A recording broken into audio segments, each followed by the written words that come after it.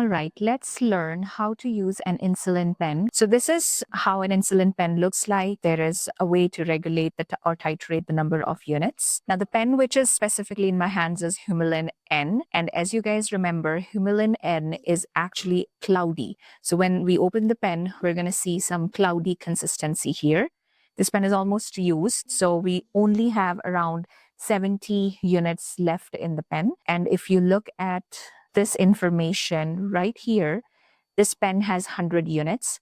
This one is pre-filled insulin delivery device, and this one is a disposable injection. So you cannot refill this one. And you also must remember that once you open this pen, you have to keep it at room temperature outside of the fridge, because this is a disposable pen. Once we open it, we have to keep it outside. Now, the first thing first is it's needleless. So we need a needle. So every time your patient needs injection, the first thing you want to do is get an alcohol swab and clean this part, then put your needle in.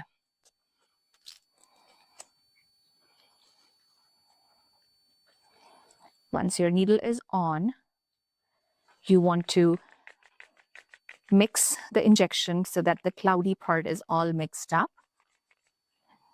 Then the first thing you want to do is prime the needle, and for that we will be using approximately 2 units from the injection.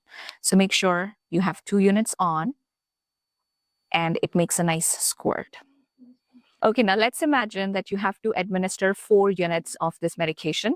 So that's a 0, and you're going to move it to 4 units.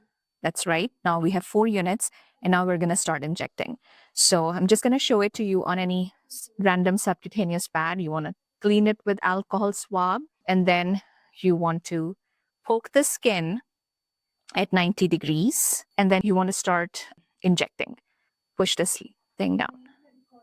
So once it goes to 0, you count 1 to 10 for 10 seconds, and then you take it out, and you can just push it a little bit and it's all good. So your swab goes in the garbage bin. And now for this needle, don't use the smaller cap to recap it, but we will be using this bigger cap so that there's no needle stick injury. So you want to recap it, then you want to take it off, and this cap is thrown into the sharps container, and then your injection is covered and you're all done. That's how you use an insulin pen. Thank you.